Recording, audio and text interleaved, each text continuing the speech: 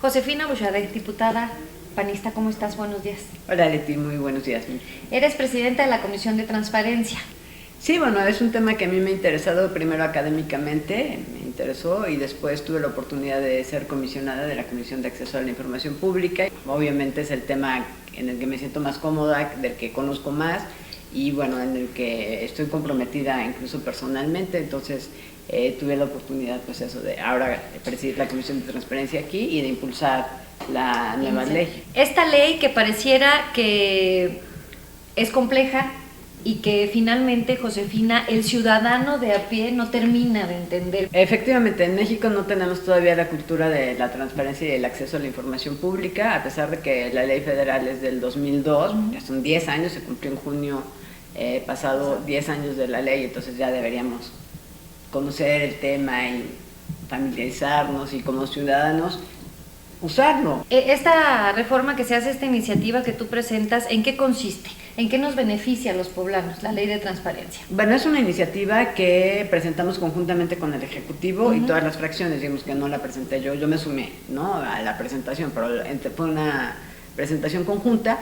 Y bueno, tiene algunas cosas importantes como por ejemplo que le da atribuciones a la CAIP, a la Comisión de Acceso a la Información Pública.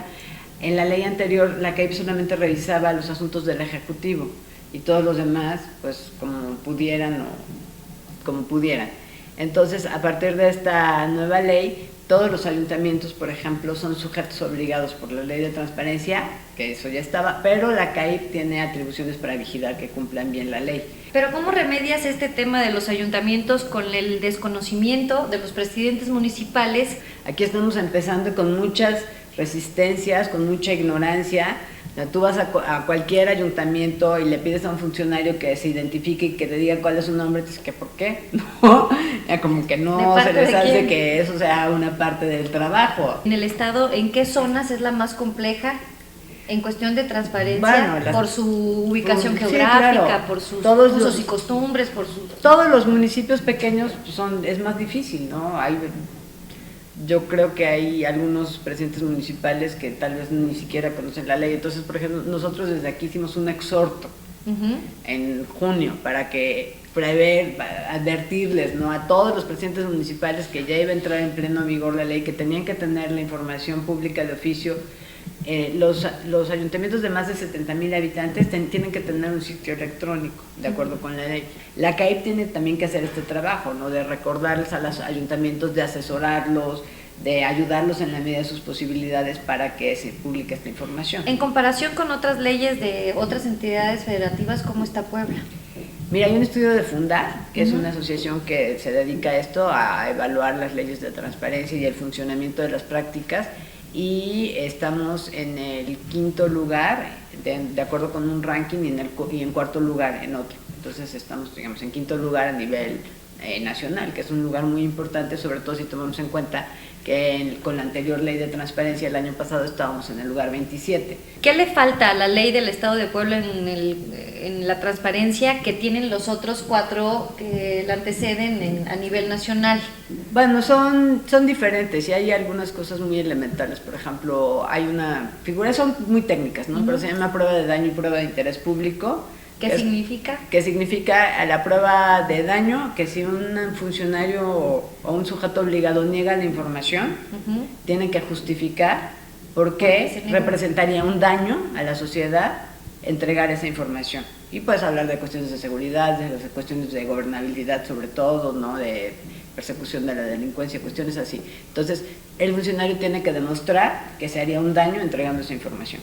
Es una cosa bastante sencilla y no pudimos aquí lograr los acuerdos necesarios para que se incluyera en la ley. Entonces, esa es una cosa elemental que no está en la ley y tiene una contraparte que es la prueba de interés público, que es que decir, bueno, ok, sí, a lo mejor por cuestiones de gobernabilidad, de autoridad dice que no debería entregar esta información, pero la prueba de interés público es demostrar que hay un mayor interés por conocer la información que el daño que se podría causar si se entregara.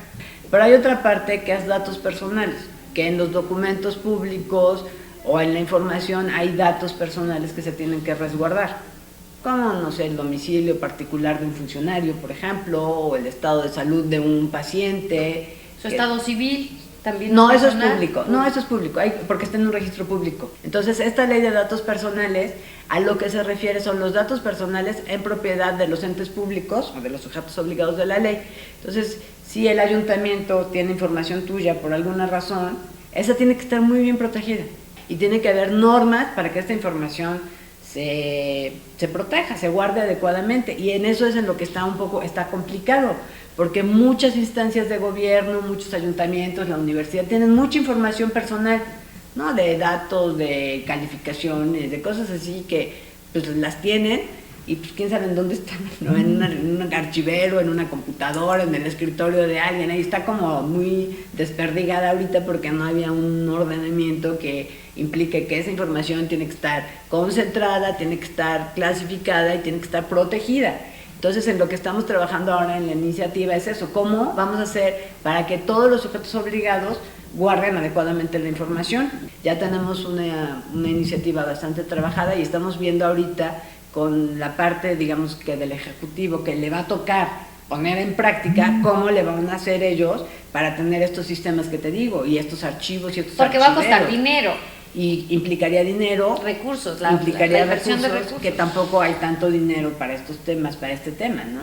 Entonces, en esta ley, por ejemplo, estamos previendo que si un funcionario público llegara a traficar, a vender datos que tenga por su función, sería muy grave. Y de hecho, pues han dado casos. Entonces, pero ¿cómo regulas que el funcionario no se robe esa información? Entonces, es lo que está complicado, digamos, es una ley difícil y por eso nos hemos tomado un poco más del tiempo del que originalmente habíamos previsto, pero sí queremos que tenga un nivel pues muy alto de protección para los datos de las personas porque son fundamentales. Josefina, te agradezco mucho tu tiempo. Al contrario, Leti, mucho gusto.